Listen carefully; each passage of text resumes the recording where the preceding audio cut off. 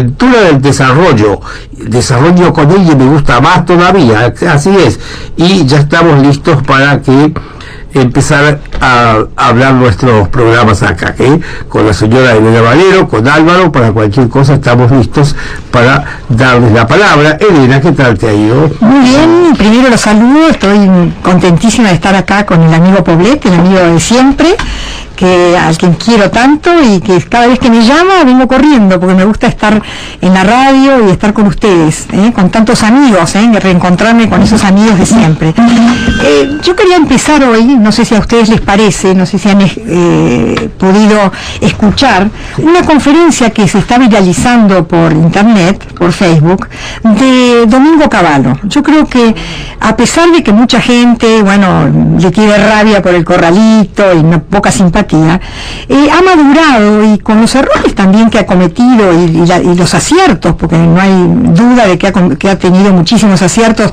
Pensemos solamente en la década del 90 en la política exterior, fue una maravillosa política exterior, y también en la desregulación de los 90 que permitió que vinieran capitales, las privatizaciones, tantas cosas que dieron vuelta con la política peronista que venía aparejada desde la aparición en el gobierno de Perón desde el 46 en adelante. Pero, ¿qué dice Cavallo hoy? Que está tranquilo, moderado. Él comenta que tendrían que Macri tendrían que haber dado un plan general de lo que iba a hacer, un plan general en cuanto a la economía, porque cree que desestimó, para que la gente no se asustara, el problema enorme que nos dejó Cristina Kirchner.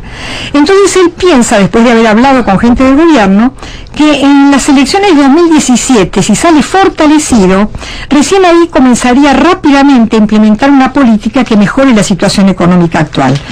Se ha quedado un poco rezagado, sobre todo, dice Cavallo, en la presión tributaria. La presión tributaria es enorme, producto del déficit fiscal y del gasto público, el enorme gasto público, y eso ¿qué significa? Significa que vamos a tener una inflación no lo suficiente baja para provocar el consenso. Lo que dice Cavallo, que yo estoy totalmente de acuerdo, que las medidas hay que tomarlas con cierto consenso, y por eso es que Macri se está resistiendo a tomar muchas medidas que son fuertes, que podrían provocar reacción en la gente, y está esperando las elecciones para poder tener más fortalezas para tomarlas. Pero lo que dice Cavallo es que evidentemente que baje un poquito la inflación nada más, eso no va a provocar un consenso necesario, según él, como para poder implementar rápidamente las medidas. Va a tener que luchar un poquito más que si lo hubiera comenzado ahora. Así que él pone el acento, y me gustaría charlar acá con el doctor Poblet y con Álvaro Sogaray, que nos acompaña. ¿Qué pasa con la presión tributaria terrible? Hay que pensar lo que han aumentado en las provincias el gasto. Es algo increíble y que va a ser muy difícil de reducir, y por eso vamos a ver cómo se puede hacer. Yo diría que tanto Ernesto como Álvaro propongamos este tema para charlar un ratito. ¿Qué te parece a vos, Ernesto? No, desde luego me gustaría saber qué le parece a Álvaro en primer lugar. Yo creí que primero que yo. Entonces Álvaro y después arrancamos con el tema. Sí, ¿qué me decís? La presión impositiva, por favor. La presión impositiva es uno de los graves problemas que la Argentina tiene en la actualidad.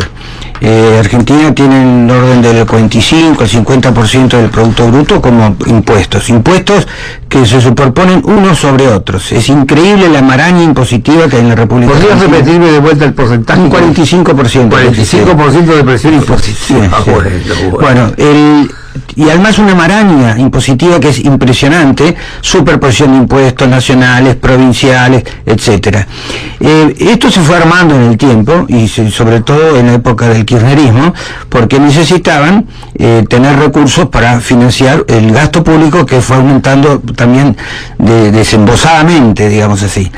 Entonces, hoy la presión impositiva es uno de los grandes problemas que tenemos, y es uno de los bloqueos que tiene la inversión local y extranjera para venir al país, porque Argentina, ofreciendo esta expresión impositiva, con este nivel de impuestos, evidentemente pone un muro a la posibilidad de venir inversiones. Argentina no es el único país del mundo donde pueden recibirse inversiones, hay otros. Entonces el inversor extranjero dice, ¿cómo? Un país que tiene este lío de impuestos y este nivel impositivo, no es imposible invertir. Es una de las reformas centrales que tiene que hacer el gobierno y que todavía no ha encarado. Aquí el gobierno no ha encarado las reformas económicas necesarias para cambiar el sistema socioeconómico que el kirchnerismo puso. Es decir, el kirchnerismo da vuelta la torta, no sé cómo se le puede llamar, y empieza el Estado a intervenir en todas las áreas, en todos los mercados, empieza a estatizar, y ese sistema es el que hay que cambiar. ¿Hacia dónde hay que cambiarlo? Hacia un sistema de libertad de mercados, de integración argentina en el mundo, de libertad comercial, libertad laboral, etcétera. Entonces, un punto clave es el tema impositivo, y ese es un tema que, aunque no se haga de golpe, hay que encararlo inmediatamente, por lo menos para que los inversores vean que estamos por el buen camino. Hablamos entonces de reglas claras. Yo quisiera preguntarle a Ernesto, que es realmente un experto en el tema de energía, ¿qué pensás vos? Hay que liberar un poco más, ¿no es cierto?, de la política energética. ¿Qué pensás al respecto? Desde luego que sí, desde ya la presión impositiva, como dice Álvaro, también es gravísima, porque eso frena o bloquea, como él mismo dijo, las inversiones. Desde luego que sí, en todo sentido, pero las reglas de juego tienen que ser muy claras. Las licitaciones tienen que tener pliegos muy sencillos, que den oportunidad, que atraigan a la gente. Ejemplo, en la época de Menem, yo recuerdo como contratado por el BID, estuve en las privatizaciones, y cuando se hizo el gran contrato que ganó las dos más grandes compañías francesas para el agua, para las obras sanitarias y el sistema cloacal nuevo, en ese contrato, en esa concesión que se dio, estas compañías iban a hacer la cuarta cloaca máxima, porque hacía una falta bárbara, porque las tres que hay ahora, que todas culminan en Berazategui, no dan abasto y es un desastre. Y acá me acuerdo yo, cuando teníamos alguna función, venía un intendente llorando a vernos cuando estábamos ahí en el BID para decirles, trabajábamos en el BID a ver cómo iba esto. Yo decía que sí, que se iban a resolver los problemas. Entonces nos contó el drama que tenía su comuna, que sí, yo veo la cara de Lina, parece que está adivinando de qué se trataba, porque era bastante tragicómico, pero requete tragicómico. Él no tenía la municipalidad justamente en una de las calles principales de su municipio, que no voy a decir cuál es para que la gente no se molesten, porque van a conocer también al intendente que le pasó esto. Y el drama que tenía era que ya habían estallado en las esquinas las bocas de tormenta, pero estallado al revés, para arriba. Entonces, al estallar al revés, desde luego, ya no era una simple inundación de agua, era una inundación de un proceso viscoso, líquido, amarronado, terrible, y que decía que el problema es cuando pasaban los colectivos a una relativa velocidad, eso hacía que el elemento que estaba cubriendo las calles salpicaba las paredes, y cuando pasaba un colectivo o un camión con cierta velocidad, las paredes chorreaban, todo eso. Ya te digo, era así, se nos está riendo, pero realmente eso era tragicómico, y yo lo veía este intendente que lo decía llorando, no era para reírse tampoco. Bueno, se les prometió muchas cosas. Después vino un juez federal que lo arregló a su modo, taponó las bocas de tormenta lo más posible, pero después se encontraron con que la gente del Río de la Plata empezaron a recibir todo ese elemento que no pasaba por las cloacas, porque estaban ya obturadas de tanto que había. Entonces la construcción de otra cloaca máxima, la cuarta, era una necesidad urgente. Y con los franceses se acordó todo esto, y se arregló una concesión que yo participé, y estaba feliz con esa concesión que se había otorgado. Porque ¿qué se les ocurrió a los que estaban tratando ahí? Ojo, los franceses, yo digo franceses, pero son las dos mejores compañías del mundo, la Lyonnais Desaut y la Compagnie Générale Desaut, del río Sena y de París, nada menos que en esos lugares que tienen tan maravilloso proceso de aguas, que están abastecida nada más que por el río Sena, que como ustedes saben no es una cosa gigante como son nuestros ríos, como es nuestro estuario de acá del Plata, gigantesco. Sin embargo, nosotros con toda la cantidad brutal de agua que tenemos no resolvemos ese problema, y esto lo habían resuelto con este contrato. Ahora, ¿cómo? Ahora te pregunto. No, después te digo lo que pasó con esto. Bueno, ¿qué pasó por eso? Algo, sí. Si lo otro era tragicómico, esto es trágico horroroso, ya peor que Boris Karloff en sus peores películas de terror, tal pasó? cual.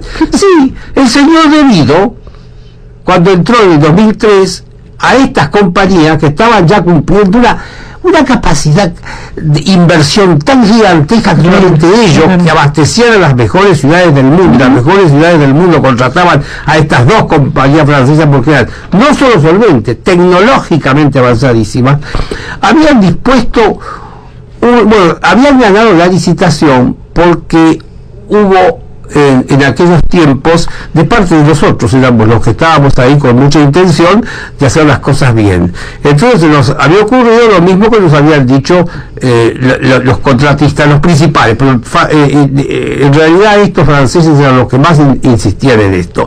Nosotros estamos dispuestos a hacer una inversión haciendo la rebaja de lo que cobra Obras Sanitarias, la rebaja que se produzca. Entonces una de las formas de conseguir que coticen es de una manera que no están acostumbrados ustedes, pero les aseguro que es excelente, porque ahí no hay lugar ni a un curro, ni a un fraude, nada, esa cara de perro.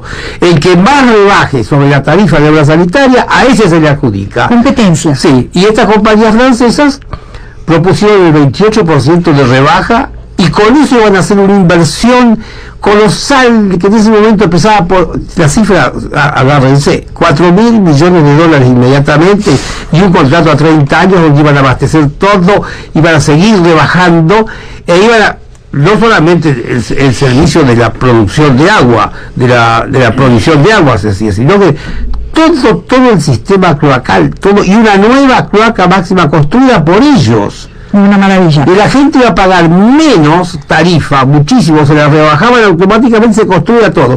¿Qué le pasó? Vino el 2013 el gobierno de Kirchner, con el señor Debido al frente del famoso Ministerio de Planificación. Y el señor Debido, ¿qué empezó a hacer? Empezó a exigir sobreprecios. Empezó a exigir de todo y a poner multas y a extorsionarlo y a pedir coimas. Desde luego nosotros nos dábamos cuenta que había eso, además que había mucha gente que se confesaba, no con nosotros, que nosotros no teníamos acceso a ese tipo de conversaciones confidenciales para nada, pero sí nos enterábamos de todo esto. Señor Debido, como ahora sabemos que es cierto, exigía sobreprecio, porque si algo tuvo la corrupción kirchnerista de innovación, fue que antes el negociado en los contratos públicos era de la coima, pedían un porcentajecito de la coima que había que pagar, bueno, ponían un porcentaje, hasta ahí llegaban las corrupciones, pero Debido no solamente, Debido y los Kirchner, no solamente con la coima se conformaron, inventaron el sobreprecio, porque yo antes, que había actuado mucho en este tipo de contratos de toda clase, no había oído hablar de los sobreprecios. El sobreprecio era multiplicar el gasto y el costo por el total de eso, muchísimo. Un sobreprecio es algo feroz en un presupuesto, y se volvían locos. Claro, ellos cómo lo iban a terminar explotando, como terminaron los Kirchner después de 12 años de una corrupción tan espantosa, donde el sobreprecio pasó a ser algo natural. Pero lo peor era cuando yo veía que con el cinismo que Debido les exigía la coima, no la coima, todo lo que se les antojaba a ellos, y la forma cínica con que los extorsionaba con las multas. Llegó un momento que los franceses dijeron, ya sabés cómo se habrán ido, ¿no? Un portazo. Quise decir una puteada, pero realmente fue muy violenta la puteada. Se fueron, se bajaron. Y ni bien estaban yendo de acá, aparecieron personajes de las municipalidades de las principales ciudades brasileñas para que, ya que estaban acá, por favor vayan a invertir allí.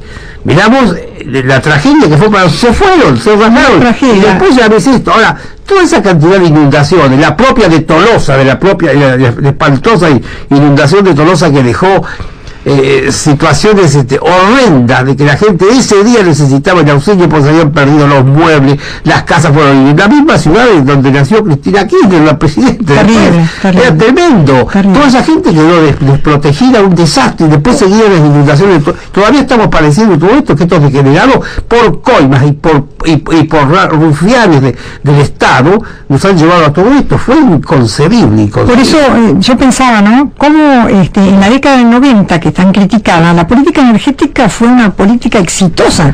¿Por qué no hablas un poquito de cuál era el sistema y cómo tendría que mejorarse el sistema para liberalizar aún más en la política energética? Álvaro, ahora te pregunto. Sí, está bien.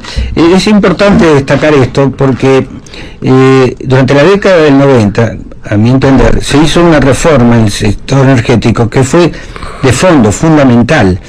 Vamos a aclarar, en la época de Frondizi, que se hicieron las cosas bien también cuando vinieron los capitales y se consiguió el autoabastecimiento, evidentemente eso se consiguió el autoabastecimiento, pero las firmas que vinieron eran contratistas de YPF, donde las firmas se le pagaba a esas firmas extranjeras y le entregaban el petróleo YPF, etcétera. En la época de Menem, la reforma fue más importante y basal, digamos. ¿Qué quiere decir eso?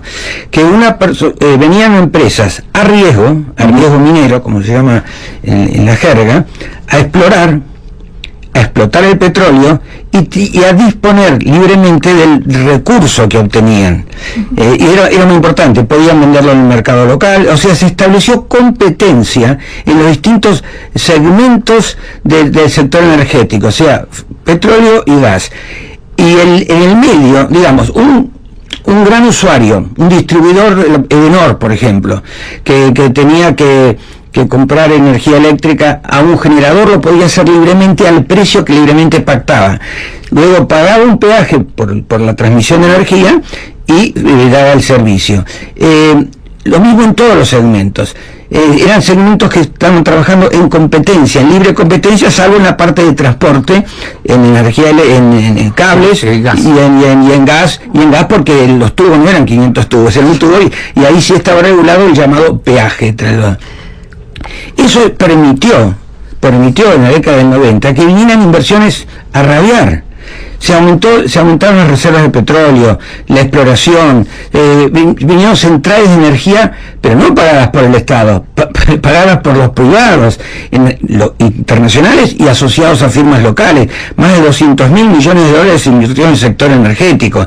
Y esa es la política que ahora tendría que volverse. Lo que pasa es que no se anima a decirlo porque es la política de los 90, pero es la única política que da resultado. Mi amigo Ricardo Molina dice que hay que liberar aún más. Exacto, hay que introducir competencia en los mercados. Hay que introducir competencia en los mercados en donde se puede hacer. Y eso es lo que atrae inversiones. Y por supuesto, como dice Ernesto, en todos esos procesos licitatorios tiene que ser totalmente transparente, pero si hay competencia y hay transparencia, se va a hacer la inversión que es más redituable para el que viene, para el que invierte y más beneficioso para el país. Hacia eso hay que apuntar. ¿Lo podemos hacer? Sí, porque todavía siguen esas leyes de la época de Menem, que es cuestión de ajustarlas un poquitito y trabajarlas. Y hacia eso hay que ir en este momento. Había 3 decretos de regulación excelentes. Y después vinieron los decretos de regulación fantásticos. Desregulación. De desregulación y económica, que eso trajo un impulso también enorme, y a todo el proceso de inversiones de aquí. Nosotros en este momento con inversiones rápido sería buenísimo desde todos los puntos de vista, de excelente idea. Y además yo estoy muy esperanzado en algo. Cuando fue en Davos que el presidente Macri decidió unirse al tratado, al acuerdo transpacífico, inmediatamente como observador por ahora. Eso, bueno, por eso significa es un avance, la voluntad de hacerlo y que se puede hacer. No se olvide que eso también requiere el acuerdo del Congreso para eso. No es lo mismo, sabes, que porque el decreto justamente viene de un decreto, facultades propias del presidente, reguló él por su cuenta y lo hizo bien. También en el de Frondizi también hubo lo mismo, la misma ley ley local Frondizi hizo colocar cláusulas muy especiales para esa necesidad que él tenía de la inversión que se iba a hacer. Así que estaba muy bien. Y ahora necesitamos. ¿Sí? Perdón, quiero dar los teléfonos. 4136-1000, es el teléfono para los oyentes. 4136-1000. Hagan preguntas que acá les van a responder todas las que quieran. Sí, amigo. Para completar un poquito, si me permitís, Ernesto, el tema energético de la pregunta de Elena. Argentina requiere inversiones hoy, como todos sabemos. Argentina se ha descapitalizado en los últimos 12 años de forma tremenda, ha consumido su stock de capital. ¿Qué quiere decir eso? Que consumió las reservas de petróleo, los caminos, los puentes, o sea, se perdió todo el capital y tenemos que ir recuperando ese capital. Uno de los sectores que más, digamos, podría responder con rapidez es justamente el sector energético. Sí. El agro, por supuesto, que por poco que se hace, se ve como que permitirle que siga creciendo, claro, ¿no? Pero el sector energético está totalmente descapitalizado, a tal punto que pronto no vamos a tener energía eléctrica. Exacto. Es un lugar de atracción para las inversiones locales y de afuera muchísimo, porque Argentina da para eso, para el crecimiento del sector energético. Lo que pasa es que hay que establecer las reglas de juego para que vengan las inversiones, y ahí hay que hacer una serie de cosas más. Hace un rato hablamos del tema impositivo y mantenimiento de las reglas de juego, porque evidentemente son inversiones a largo plazo, que si viene el día de mañana otro gobierno y le dice, mire, como ocurrió con la minería, que le hacen un plan de impuestos por 20 años y al poco tiempo se lo cambian, y entonces la gente que venía a invertir, como esta firma Vale brasileña, que había invertido 4.000 millones de dólares, los vendió y tuvo que ir, le cambiaron la regla de juego. Sí, lloraba el día que pasó eso, no lo podía creer. Entonces, para las inversiones a largo plazo que el sector energético requiere, se requieren reglas de juego estables, competencia en los sectores, y que sea la actividad privada el que invierta, no tiene por qué invertir el Estado. Perdón, hablando de actividad privada, les quiero introducir un tema, y es el de infraestructura. Ahí también hay que dar oportunidades a la actividad privada. ¿Ustedes qué piensan al respecto? Vos también tenés una opinión. Es cierto de eso, que es muy importante, pero justamente con Álvaro quería terminar diciendo que el acuerdo transpacífico trae algo interesantísimo, esa actitud de Macri de entrar, es nada menos que nuestro ingreso al libre comercio. Exactamente. Eso, tenemos otra oportunidad de ingresar al libre comercio con todas las potencias de Asia, el Pacífico. Agreguemos algo más, Ernesto, eso es totalmente cierto lo que decís. Creo que Argentina tiene que ir saliéndose del Mercosur urgentemente. El Mercosur ha fracasado. Hoy mismo Brasil y Uruguay quieren estar, bueno, Venezuela ni tendría que estar, pero ya se está yendo, y ha fracasado por la mecánica que se fue implementando. Nosotros tenemos una restricción para ir hacia otros acuerdos por el Mercosur, pero ya tenemos que ir saliendo, y seguramente esa va a ser la tendencia. Pero tenemos que no solo ir hacia un acuerdo, por ejemplo, del Pacífico, sino a establecer lo que llama los acuerdos de intercambio de libre comercio de país con país. Bilaterales. Chile tiene más de 300 acuerdos bilaterales. Uruguay está queriendo hacer lo mismo con otros países. 2 años con China. O sea, exactamente. Y a eso hay que ir. Si Argentina no va hacia la libertad de comercio, obviamente otra vez vamos a encerrarnos en nuestras fronteras y no vamos a ir estupendo, porque con ese tratado nuestro, entrando en el Acuerdo Pacífico, automáticamente es un atajo para nosotros, donde ingresamos al libre comercio. Totalmente. Porque fíjate vos que yo, cuando se preparaba el Acuerdo Pacífico, porque eran 7 o 12 estados, 12 naciones nada más al principio, cuando yo observé que entre esos países estaba Vietnam, pero ¿cómo? Decía yo, que había ganado el comunismo y ahora se fue claro, Vietnam, que hace 40 años se desangraban con una guerra espantosa contra Estados Unidos, de las dos partes, terrible. Bueno, ya han pasado 40 años, ya son socios, y nosotros, tremendos, puedo decir la palabra pelotuda, porque si el presidente dice traste, yo también puedo decir pelotudo, ¿no? En él era doble constitucional, ¿cómo puede ser? Nada dije, ¿viste? Nada, no es tan grave, pero no es tan grave. Esa no es tan grave. Esa no es tan grave. Y nosotros, con el Reino Unido, vamos a cumplir 200 años del más pelotudo de todos los, digamos, las contiendas y la controversia que podemos tener, que es la controversia Malvinas, que no la resolvemos nunca, y la podemos resolver fácil, porque ya tenemos cómo, pero mientras exista el patriotismo argentino, sin aclarar bien las cosas, lamentablemente no nos permite entrar. Pero ¿cómo? Vietnam, que hasta hace poco se tiraban, no, los yanquis tiran bombas en Vietnam, cuando había un problema gravísimo por delante. Bueno, Vietnam ya es socio de Estados Unidos y es socio de todos los demás que hay, y Vietnam, del más craso y horroroso comunismo como tenían ellos allí, han ido evolucionando y ya están bastante bien. La economía de mercado y están en un tratado de libre comercio los vietnamitas, el país, la nación, y bueno, entonces ya tenemos que mirarnos al espejo de que somos totalmente los imbéciles cuando no evolucionamos con esta. Ahora es cierto también, lo que dijo Álvaro recientemente es posible y fácil. Sí. Pero hay que hacerlo, pero tenemos el prejuicio que nos matan, los prejuicios de toda la gente. Pero no solo los prejuicios, Ernesto, porque, por ejemplo, con respecto a los tratados bilaterales, ¿no es cierto?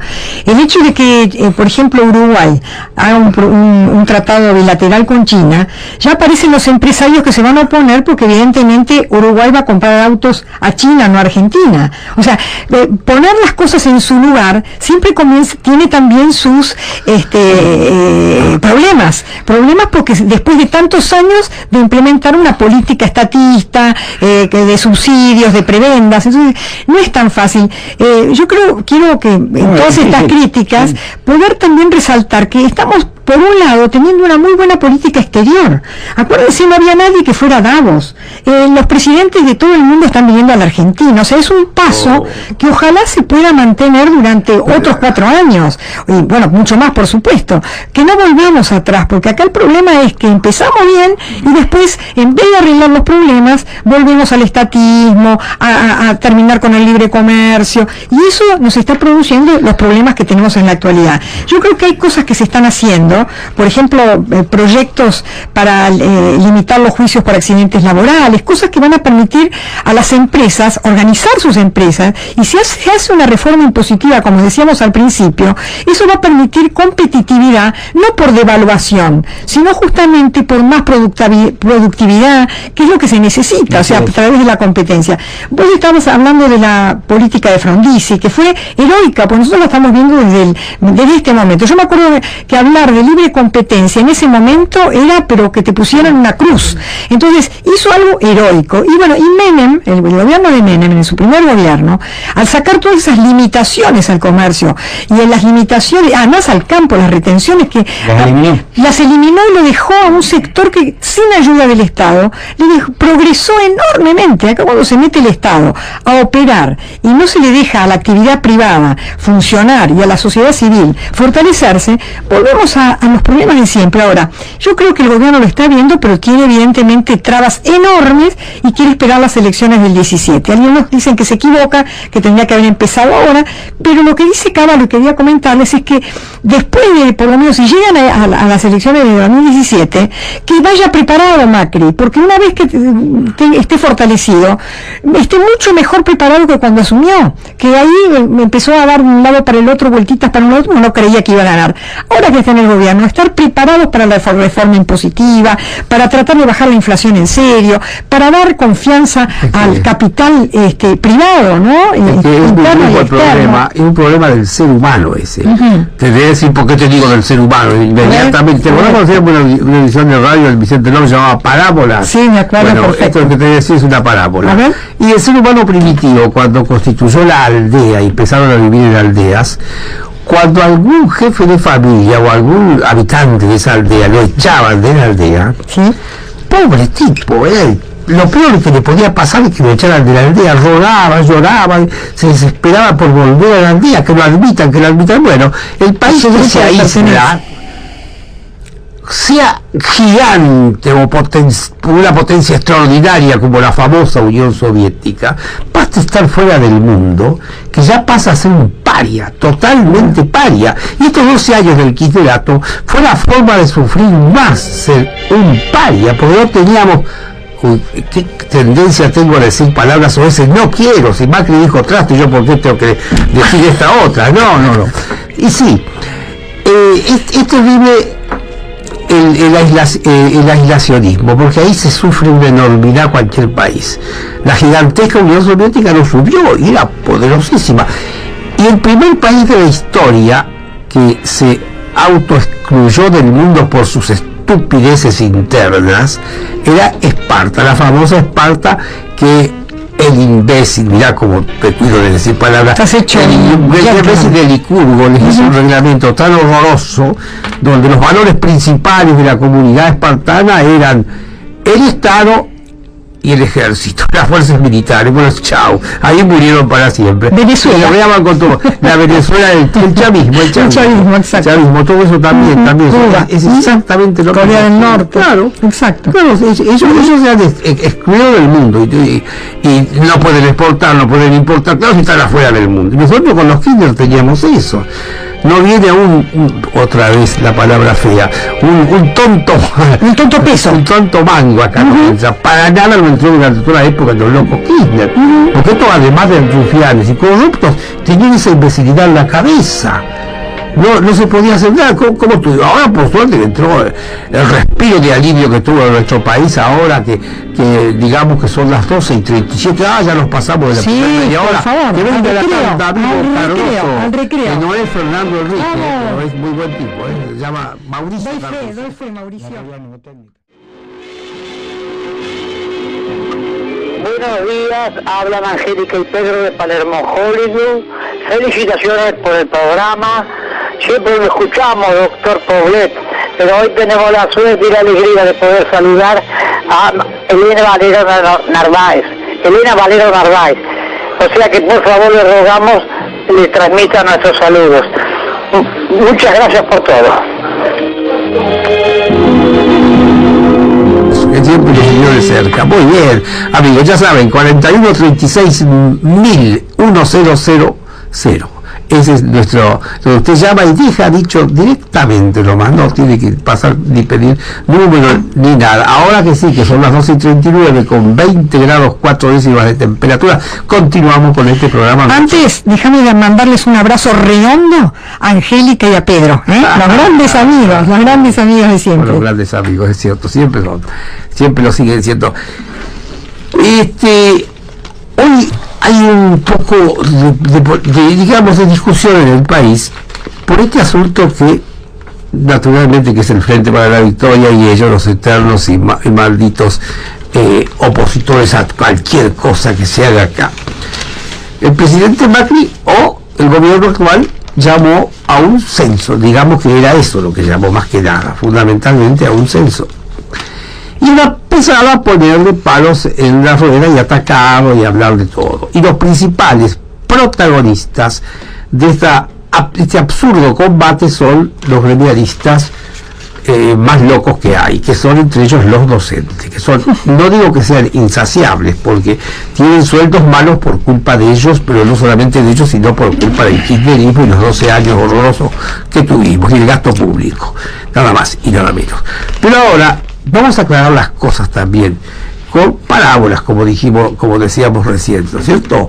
Porque en el fondo todo esto es un censo, pero el mejor ejemplo lo tenemos con el presidente Domingo Faustino Sarmiento. Él convocó al primer censo nacional. Cuando llegaron los resultados de esa estadística, 1868, exacto, gigantesca estadística, muy ilustrativa, Sarmiento se puso loco. Él era ya bastante loquito, para bien de todos y no para mal de nadie, lo era, pero acá se puso más loco. Cuando vio la tasa de analfabetismo de nuestro pueblo, ahí Sarmiento empezó a llamar, pues, él tenía una forma especial de trabajar, que nunca se ha dicho, pero es una mesa famosa que todavía está en un piso del Ministerio de Economía, que yo la vi, por eso me acuerdo. Una mesa redonda enorme había hecho hacer. La hizo hacer con carpintería propia, con rulemanes, para que girara la mesa, ¿no? Entonces cada uno de los, creo que de 5 ministros, cada ministro tenía en esa mesa redonda su sillón, como lo tenés vos así, cuatro. Pero, como él quería tener el mando absoluto, hacía girar la mesa para cada ministro que quería que hablara, que dijera algo por el asunto que se tenía que tratar. Entonces, de ahí él en esas reuniones de gabinete hacía eso para que demostraran esto. Ahora, cuando vi esto, se puso tan loco que convocó enseguida al gabinete y llamó a todo el que tenía que poner algo para ver cómo hacíamos para construir tantas escuelas en tanto tiempo así, y resolvió todos los problemas de fondo para resolver eso. ¿De dónde lo hizo? Por el resultado de un censo. El censo era el elemento mejor para el diagnóstico. Lógico. Que él tenía, era ejemplar. Y ahora más que ha querido hacer lo mismo un censo, pero las disparates y las estupideces que dicen contra esto, yo no lo puedo creer. Por suerte que tenemos periodistas que en este momento son ejemplares para estas cosas, que manejan muy bien esto para contradecir a los locos del kirchnerismo, pero especialmente los gremios docentes, que no se han lucido demasiado, que para mí son una manga de chantas, lo tengo que decir, si no se dejan de moromar y de molestar, porque esto que es un censo es justamente el gran diagnóstico para gobernar, no es otra cosa, porque acá ahora aparecen muchísimas situaciones que con estos tipos se da el fenómeno que se podrían esclarecer las cosas. Eso va a ser la contrarréplicamente, porque acá hoy hay una frase de la Nata que dice: vivo en un país donde los maestros están en contra de los exámenes, lo que finalmente define una posición de vida, dice la Nata, nada menos. Una vez más dice: una vez que los datos están, aún ignorarlos deja de ser una actitud neutral. ¿Qué pasa? Que se está observando que eso de la estandarización en 1,5 millones de personas, vamos, por favor, solo la proposición dogmática, la oposición dogmática de estos docentes, llamados docentes y que dejan mucho que desear, a los exámenes, junto a su irresponsabilidad, puede haberlos llevado durante la década de los Kirchner a aprobar alumnos por sugerencia oficial. Esto lo están diciendo muchos y es absolutamente verdad. Además quieren evitar que se sepa el resultado de los 12 años espantosos del kirchnerismo con respecto al fenómeno docente y a la enseñanza y al atajo y a la falta de exámenes. Ahora le digo una cosa: ¿se puede enseñar sin tomar examen, sin que el docente sepa si su alumno aprendió o no aprendió? ¿Se puede? Es imposible. Imposible. Los mejores países, los que más avanzan, son los países que la gente, los estudiantes están permanentemente dando exámenes. Incluso hay algo que creo que se equivoca el gobierno, que tendría que saber el resultado también los padres, porque los padres también tienen que evaluar cuál es el colegio que funciona. Entonces, tenemos que saber, yo estaba pensando en los grandes filósofos, ¿no? Manuel Kant decía que nos liberamos por el conocimiento, o sea, estos maestros no quieren liberar a los chicos por medio del conocimiento, sino mantenerlos adoctrinados en una filosofía que nos sirve, y además que no sepan qué hacen los maestros en los colegios, si adelantan o no adelantan, no saben ni los padres, ni siquiera, bueno, los organismos necesarios para poder solucionar el problema de la educación. O sea, no sabemos cuál es el objetivo de los maestros. ¿Por qué no me lo decís vos? ¿Lo dice el periodista? ¿Cuál es el objetivo de no querer que este censo? Y bueno, lo quiere que se les descubra el chanchullo de ellos. ¿Pero qué dicen ellos? Vos fijate, Elena, que ellos eliminaron los aplazos, estos tipos. Sin que haya competencia, terrible. Las materias previas, la no obligatoriedad de compensar a fin de año. Total. Y prácticamente los exámenes. Total, no educar. No se puede aplazar, pero vos decime si... Premio y castigo, con eso se enseña. La socialización, la base es justamente el premio del castigo. A un chiquito le decís, bueno, si vos haces esto, te voy a recompensar. Es la única manera de educar. Es parte elemental de la socialización del niño, ¿no? No, estamos asistiendo a un debate falso. No se puede ni siquiera conversar sobre estas cosas. Están totalmente locos estos tipos que están en esta actitud. Vamos a dejarlo porque se han ocupado muy bien unos cuantos, también periodistas y algún que otro político también. Podemos seguir felicitándolos porque realmente están haciendo bien las cosas, y nosotros tenemos que plegar a eso, Elena, porque no puede ser que sigamos apañando esto tan horrible que está pasando acá. ¿Cómo es posible que se les permita a los chicos tomar su colegio? ¿Pero qué aprendizaje es ese? Después son oficiales del ejército y quieren copar el poder y agarrar el poder ellos por su cuenta sin tener ninguna limitación de nada. Claro, si cuando eran chicos tomaban su colegio los muchachos. El primario, los docentes le sacan la autoridad al maestro, claro. Es el que enseña y el que tiene que tenerla, ¿no? Se la pasan, empoderan al alumno en vez de empoderar al maestro. Bueno, nada que ver con Sarmiento. Sarmiento enseñaba para crear ciudadanos, y ahora estamos creando... Yo lo que te quise decir ahí es esclavos. Fue tan grande la reacción de Sarmiento y tan beneficioso el resultado del censo, que le hizo ver dónde estaban parados. Nosotros teníamos una tasa de analfabetismo tremendo. Claro, un tipo como Sarmiento, que se pasó su vida luchando contra eso, lo vio, lo observó ya para siempre, que la realidad era esa, la que decía eso, no era la que él quería que le hizo una tomografía computada a la educación. Eso quieren hacer, y nosotros, como decir en la actualidad, que en medicina no tenés que revisarte, no tenés que hacer ningún análisis, y bueno, y entonces te vas a curar sola. Así no se puede. Es lo mismo que por ahí aparezca uno de estos gurúes para decir que la ecografía debe dejar de existir, no más porque muestra las intimidades del ser humano. Es lo mismo. Bueno, pero es igual, una ecografía no. Exacto. Bueno, ¿y qué otro tema les interesa así de la actualidad? ¿Vos algo querés tener algún comentario especial? Yo quería volver un poco al comentario que te habías referido unos minutos antes respecto a lo que Cavallo estaba diciendo, que también escuché lo que él dice y que coincido muchísimo con las cosas que está diciendo, y hablo del punto de vista macro del país y la situación política y económica en que nos estamos encontrando. Aquí el gobierno tendría, en mi opinión, ahora ya es tarde, tendría que haber hecho de entrada explicarle mejor al país el desastre y la situación económica que nos dejó el kirchnerismo durante 12 años, y sobre todo el sistema que nos dejó armado. ¿Se acuerdan que la última parte del kirchnerismo se hablaba de que había que llegar antes que explotara la bomba, ¿no es cierto? De alguna manera, Kicillof y todo. Bueno, cuando asume el presidente Macri, deja de hablar de eso, crea una cuestión de optimismo, dice nosotros vamos a arreglar, vamos a hacer la gestión, dice algunas cosas que están mal, pero no reveló la realidad económica, que es un desastre, y sobre todo la realidad del país en cuanto a la posibilidad de que con este sistema no vienen inversiones, etcétera. Él señala bien el camino hacia donde hay que ir. En política es muy importante. En política exterior, 10 puntos. Lo primero que hizo también en materia económica, los holdouts y todo eso, 10 puntos, porque eso ya no daba para más. Las reservas se iban, ya no habíamos descapitalizado. El presidente no lo hace, y entonces empieza a actuar con medidas de a poco.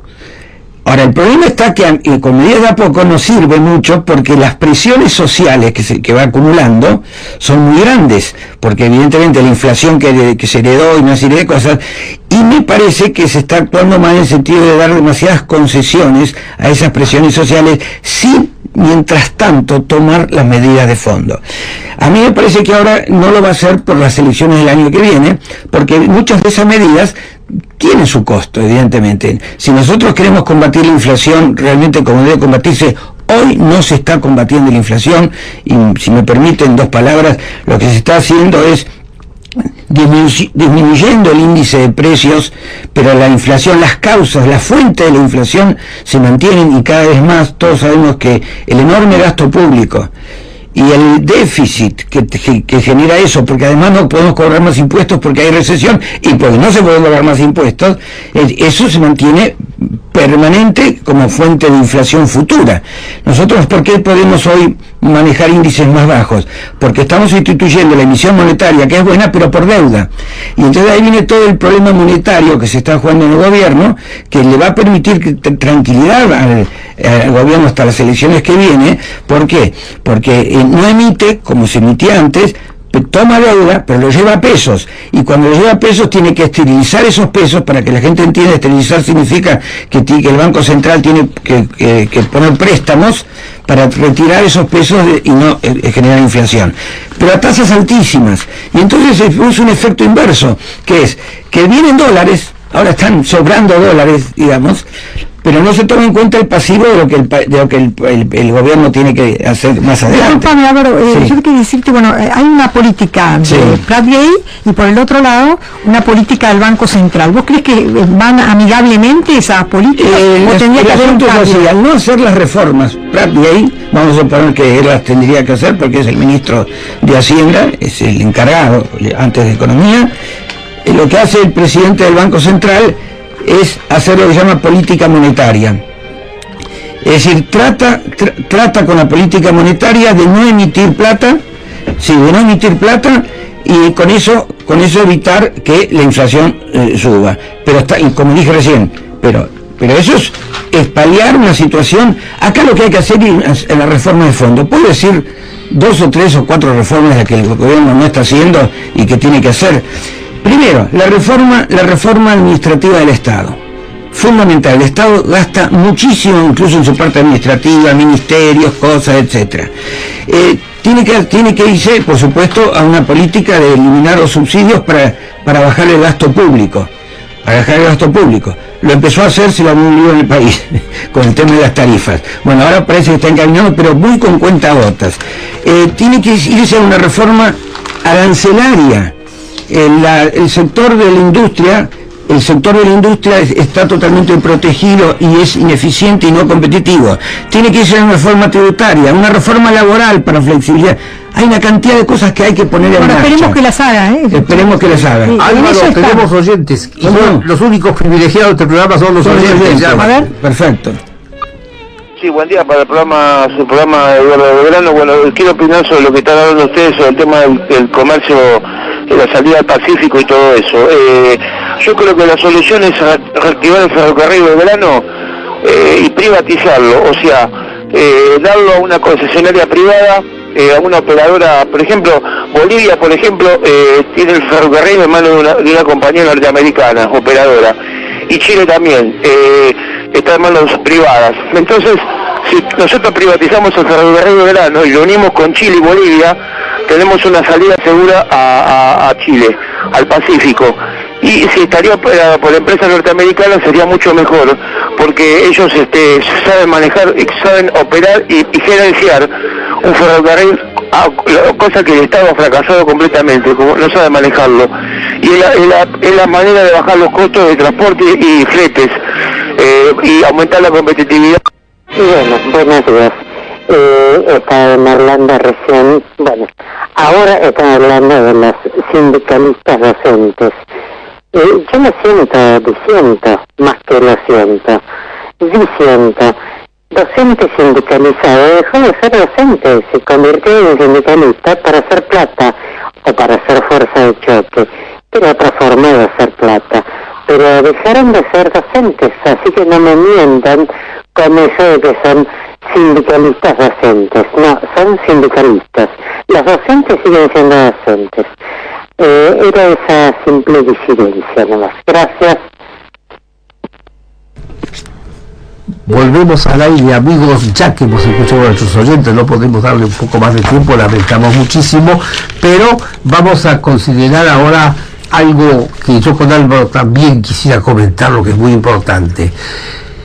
El comportamiento del señor Cristóbal López con respecto a los impuestos ya va a una reincidencia fea, ya está en delitos, son 2 delitos. Uno, ya sabemos que fue esa retención que hizo de las sumas de dinero para invertirlas en otros emprendimientos personal de él, directamente a la plata que la retenían, no por retención, sino directamente para mantenerla ahí, pero no tenía que dársela a él e invertirla a él. Eso es un delito, desde ya. Y después está el otro de los juegos, de los casinos y tragamonedas, y el casino de Puerto Madero, que se la debe todavía e intenta birlarle al pueblo de la Ciudad Autónoma de Buenos Aires nada menos que 2.000 millones de pesos en este momento, y también es muy grave. Ahora yo digo una cosa: este señor ya sabemos que se ha enriquecido en época de los Kirchner directamente con los negociados en que él participó, tanto desde Comodoro Rivadavia como desde Buenos Aires y de todas partes. Es famoso el personaje la cantidad de patrimonio y de bienes que hay, que tiene ahora en estos 12 años ha sido enorme. Y ahora ¿por qué tenemos que seguir permitiendo que siga haciendo lo que quiere? Además, ya no hablamos de una mera elusión o una mera evasión de impuestos, hablamos ya de delitos concretos. Esa famosa retención eso era directamente una malversación que él hizo con la plata, y muy grave, muy grave. Ahora, ¿Qué pasa? ¿Por qué no va en cana el señor Cristóbal López como merece ir? O tener al menos... Y otros, no solo López. Sí, no. Acá tocás el plus, pero nadie va preso. Pero sí, eso ya está en algún... Uno, dos. No, hay un poquito más, pero está... Falta la principal, falta la jefa. Eso sí que ya está muy delicado y muy grave, y creo que Macri tendría que tener menos miramientos, y yo pienso que él no va a hacer una pérdida de votos, que él logre que la presidenta, con sus fechorías tan tremendas y tan reincididas todas, y tan de montos tan brutales como el que ha llegado, fíjense, ya el aspecto moral de uno de sus delitos más graves ha llegado a un grado de un desangelado egoísmo que lleva encima, porque esos 5 o 6 millones de dólares que él depositó en la cuenta del Banco Galicia de su joven hija Florencia, bueno, es parte también que ella no ha justificado semejante patrimonio para disponer de un día para el otro de ella meter en la cuentita de la nena semejante suma, para evitar que alcance el embargo del juez Donadío a esos montos. Pero ella no notó que, además del delito que le hizo a toda la comunidad argentina, al Estado argentino, a su hija la metió en un problema grave, porque esta chica Florencia, con sus 22, 23 años, ¿de dónde va a justificar esa suma que entró en su plata, que se la puso la madre de golpe? Quiere decir que la madre ha metido en una responsabilidad grave, pero muy grave desde el punto de vista del derecho penal, a esta nena, su hija, por todo el resto de su vida. Porque ella también va a decir, pero ¿dónde sacaste? Bueno, pero ella es mayor de edad. Álvaro, ¿qué es lo que me tenés que decir? Perdón, es sobre el tema de López, simplemente una idea, porque acá hay una idea general de que López no ha pagado impuestos, y no es así.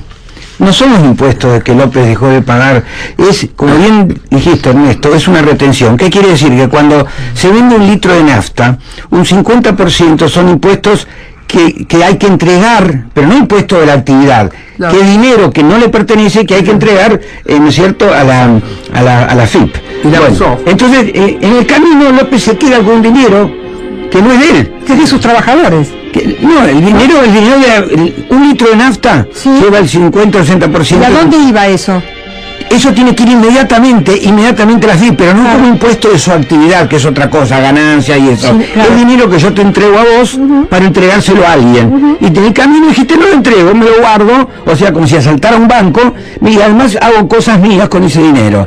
Pero lo insólito del caso es que a este señor López, que tiene otras empresas, ahora está por adjudicar obras. Entonces pregunto, un delito tan claro como ese, malversación, lo que fuera, tan claro como ese, ¿cómo puede ser que, teniendo potencialmente delincuente, la justicia todavía no falló, se le puede seguir entregando obras? Cualquier persona normal tiene que decir, no, momentito, primero aclarar tu situación. ¿Cómo le voy a entregar obras a un tipo que se sabe todo lo que ha hecho durante la época del kirchnerismo? Esas son las partes que hay que tener cuidado y que tiene que tener cuidado el gobierno. Además, que le llaman el zar del juego, y es cierto, es un tipo que tiene monopolios del juego. Sí, el juego, petróleo, se metió en todo tipo de negocios que bueno, con el kirchnerismo, y todos esos lo hicieron rico en el término de 10 años, rico a ellos y al gobierno, por supuesto. Bueno, ha pasado nuestra hora, señores, ya estamos en las 12 horas, ya, bueno, un minuto, no es mucho. Manu es amiga mía y me va a perdonar que siempre le robe algunas. Sí. Última noticia, la figura del arrepentido para casos de corrupción ya es ley, eso va a ayudar,